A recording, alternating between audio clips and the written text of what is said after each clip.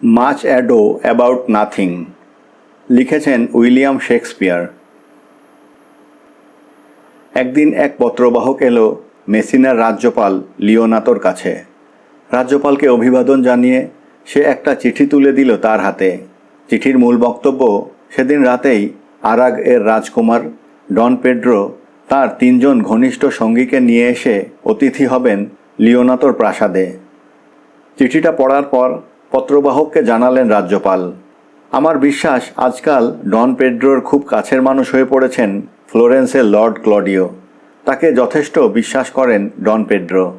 আপনি ঠিকই বলেছেন, সায় দিল পত্রবাহক।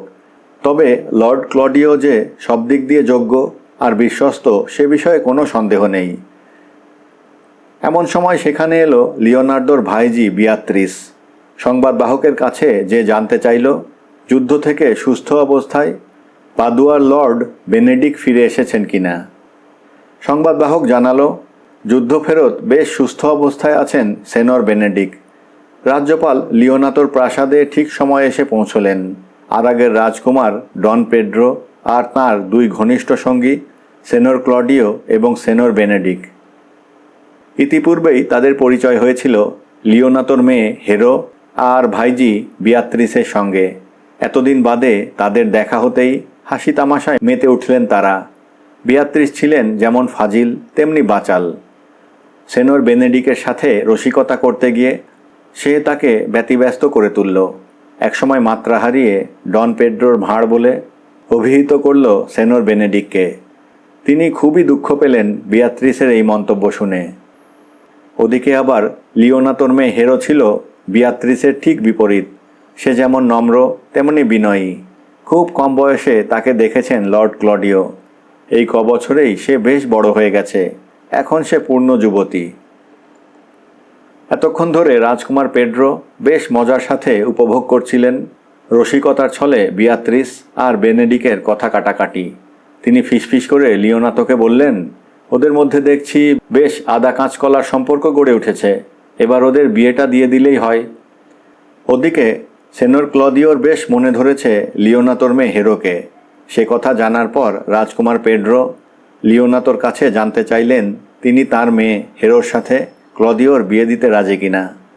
রাজকুমারের কথা শুনে লিওনাতো সানন্দে জানালেন যে তিনি এতে রাজি আছেন। মেয়েকে জিজ্ঞেস করে জানতে পারলেন এতে তাঁরও কোনো আপত্তি নেই।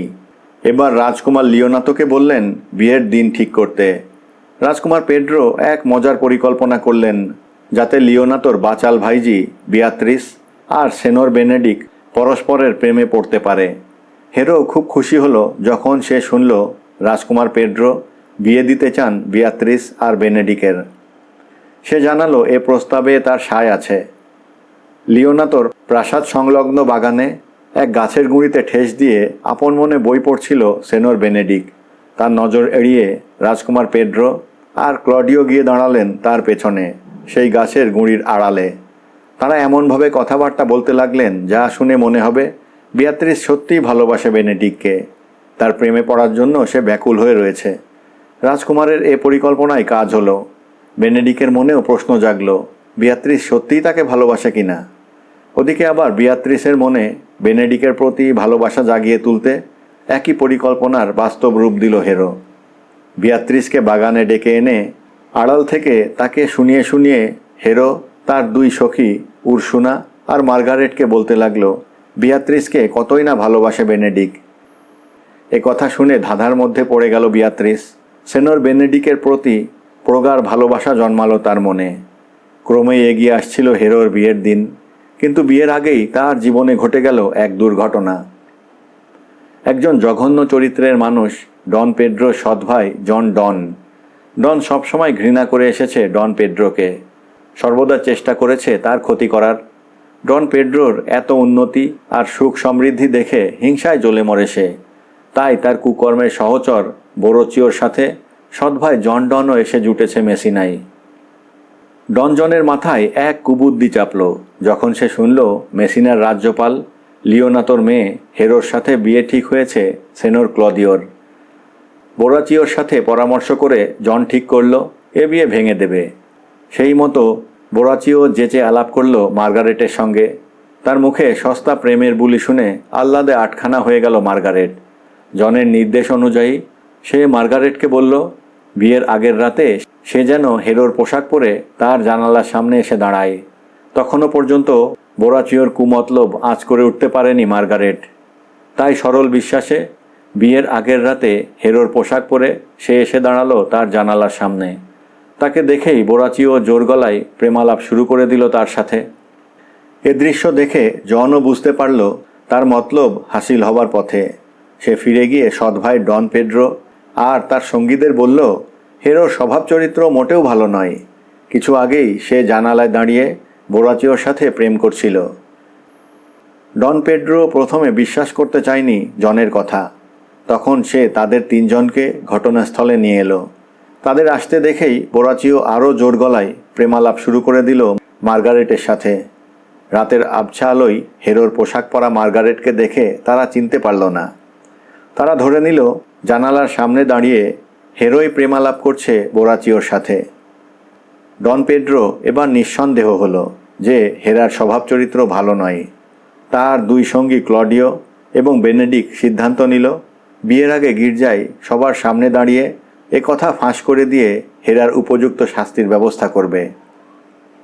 পরদিন সকালে সেনর ক্লডিওকে বরের সাজে সাজিয়ে ডন পেড্রো আর বেনেডিক তাকে নিয়ে এলেন গির্জায়। খানিক বাদেই সেখানে এলেন কনের সাজে সজ্জিত হেরো, তার সাথে বাবা লিওনাতো আর বিয়াত্রিস। পাদ্রি বিয়ের মন্ত্র পড়াতে যেতেই তাকে বাধা দিয়ে ক্লডিও বললেন, এ বিয়ে করা তার পক্ষে অসম্ভব, কারণ পাত্রীর স্বভাব চরিত্র মোটেই ভালো নয়। লিওনাতো জানতে চাইলেন বিয়ের সময় হঠাৎ পাত্র কেন তার মেয়ের স্বভাব চরিত্র নিয়ে সন্দেহ প্রকাশ করছে। ডন পেড্রো জবাব দিলেন, মাননীয় রাজ্যপাল, কাল রাতে আপনার মেয়ে জানালায় দাঁড়িয়ে এক অজানা অচেনা পুরুষের সাথে প্রেমালাপ করছিল। আমরা তিনজনেই প্রত্যক্ষ করেছি ঘটনাটা।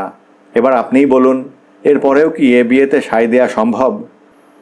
ডন পেড্রোর কথা শেষ হতে না হতেই হাহাকার করে হেরো বলে ওঠে, ঈশ্বর জানেন সম্পূর্ণ নির্দোষ আমি।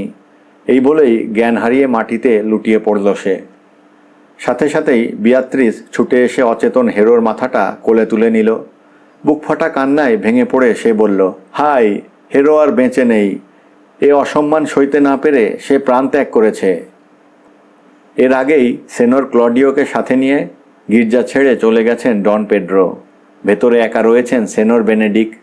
প্রিয়তমা বিয়াত্রিসের পায়ের কাছে দাঁড়িয়ে অচেতন হেরোর সেবা শুশ্রূষায় সাহায্য করছেন বিয়াত্রিসকে।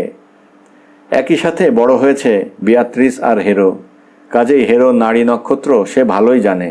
ডন পেড্রো আর ক্লডিওর নানা অভিযোগ যে সম্পূর্ণ মিথ্যে সে বিষয়ে নিঃসন্দেহ বিয়াত্রিস।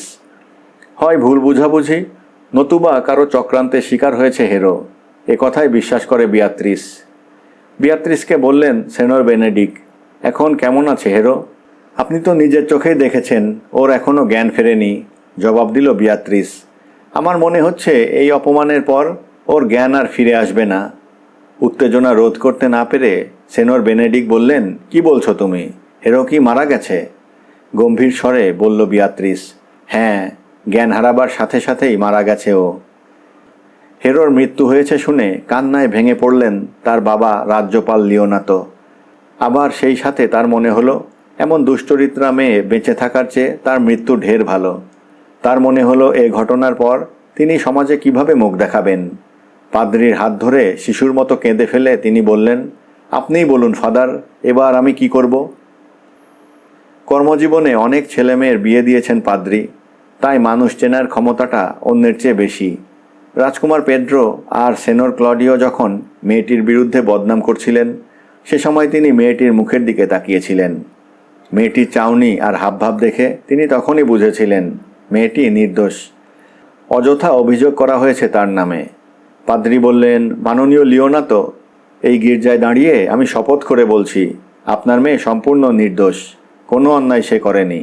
দুর্ভাগ্যবশত সে কোনো ভুলের শিকার হয়েছে। বিয়াত্রিস আর বেনেডিকের সেবা যত্নে ধীরে ধীরে জ্ঞান ফিরে এলো হেরোর। চোখ মেলেই সে সামনে দেখতে পেল তার বাবাকে। হেরো বলল, বাবা, যে অভিযোগের দরুন সেনর ক্লডিও আমার বিয়ে ভেঙে দিয়েছেন তা সত্য বলে প্রমাণিত হলে তুমি আমায় মৃত্যুদণ্ড দিও, আমি হাসি মুখে তা বরণ করে নেব। পাদ্রী বললেন, মাননীয় লিওনাতো, আমি আবারও বলছি, আপনার মেয়ে সম্পর্কে নিশ্চয়ই একটা ভুল ধারণা গড়ে উঠেছে রাজকুমার পেড্রো আর সেনর ক্লডিওর মনে। এখন দুঃখে এত ভেঙে পড়লে চলবে না, যে করেই হোক তাদের এই ভুল ভেঙে দিতে হবে। অসহায়ভাবে লিওনাতো বললেন, কিন্তু ফাদার, কি করে তা আর সম্ভব হবে? তাহলে শুনুন মাননীয় লিওনাতো, পাদ্রী বললেন, আপনি রাজকুমার পেড্রো আর সেনর ক্লডিওর কাছে লোক পাঠিয়ে জানান যে আপনার মেয়ের জ্ঞান ফেরেনি, অজ্ঞান অবস্থাতেই সে মারা গেছে।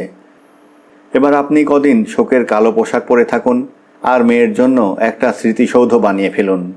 যাদের হীন আচরণের জন্য এই ঘটনা ঘটেছে, আমার বিশ্বাস হেরোর মৃত্যু সংবাদে তাদের মানসিক পরিবর্তন হবে। আর সেনর ক্লডিও যদি সত্যিই হেরোকে ভালোবেসে থাকে, তাহলে তিনি তার জন্য শোক প্রকাশ করবেন।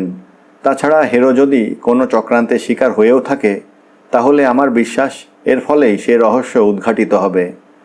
সেনর বেনেডিক লিওনাতোকে বললেন, মাননীয় পাদ্রী যেমন বলছেন, আপনি সেই মতো কাজ করুন। আমি কথা দিচ্ছি এসবের বিন্দু বিসর্গও জানাবো না রাজকুমার পেড্রো আর সেনর ক্লডিওকে, এমনকি এও বলবো না যে হেরো বেঁচে আছে। এভাবে হেরোর বিয়ে ভেঙে যাবার সুবাদে পরস্পরের খুব কাছাকাছি চলে এলো বিয়াত্রিস আর বেনেডিক। বিয়াত্রিস সেনর বেনেডিককে বলল তিনি যেন সেনর ক্লডিওকে অসিযুদ্ধে আহ্বান করেন। ওদিকে একমাত্র মেয়ের বিয়ে ভেঙে যাবার ক্ষোভ ভুলতে এই কাণ্ডের জন্য দায়ী রাজকুমার পেড্রো ও সেনর ক্লডিওকে অসিযুদ্ধে আহ্বান জানালেন রাজ্যপাল লিওনাতো। শেষ পর্যন্ত ব্যাপারটা অবশ্য এতদূর গড়ালো না। তার আগেই ঘটে গেল এক অভাবনীয় ঘটনা। বিয়ের আগের রাতে মার্গারেটের সাথে প্রেমের অভিনয় করে লিওনাতোর প্রাসাদের প্রাচীর টপকে যাবার সময় রক্ষীদের হাতে ধরা পড়ে ডনের অনুচর বোরাচিও। রক্ষীরা তাকে কারাগারে নিয়ে গিয়ে বেজায় মারধর করে। মারের চোটে সে ফাঁস করে দেয় তার মনিব জন ডনের ষড়যন্ত্রের কথা। বোরাচিওর মুখে সব কথা শুনে খুবই অনুতপ্ত হলেন রাজকুমার ডন পেড্রো ও সেনর ক্লডিও। তারা উভয়ে মাপ চেয়ে নিলেন রাজ্যপাল লিওনাতোর কাছে। সেই সাথে সেনর ক্লডিও বললেন তিনি তার অপরাধের প্রায়শ্চিত্ত করতে চান। তাই শুনে লিওনাতো বললেন, প্রায়শ্চিত্ত করার একমাত্র উপায় তার ভাইঝিকে নিজের স্ত্রী হিসেবে গ্রহণ করা। সে প্রস্তাবে এক কথায় রাজি হয়ে গেলেন সেনর ক্লডিও। এরই মাঝে পাদ্রীর নির্দেশ মেনে হেরোর জন্য এক স্মৃতিসৌধ তৈরি করেছেন লিওনাতো। বিয়ের আগের রাতে সেখানে এসে চোখের জল ফেলে কাটালেন সেনর ক্লডিও। পরদিন আবার পাত্র সেজে রাজকুমার ডন পেড্রো আর সেনর বেনেডিককে সাথে নিয়ে গির্জা এলেন ক্লডিও। খানিক বাদে বিয়ের কনেকে নিয়ে সেখানে এলেন লিওনাতো। সবাই দেখল কনের মুখ রেশমি ওড়নায় ঢাকা। পাদ্রী বিয়ের মন্ত্র পড়া শুরু করতেই কনে একটানে সরিয়ে দিল তার মুখের ওড়না। উপস্থিত সবাই আশ্চর্য হয়ে দেখল কনে আর কেউ নয়, স্বয়ং হেরো। হেরোকে ফিরে পেয়ে আনন্দে উদ্বেল হয়ে উঠল সেনর ক্লডিওর মন। হেরোর সাথে ক্লডিওর বিয়ের পর লিওনাতো তার ভাইঝি বিয়াত্রিসের বিয়ে দিলেন সেনর বেনেডিকের সাথে। ধন্যবাদ।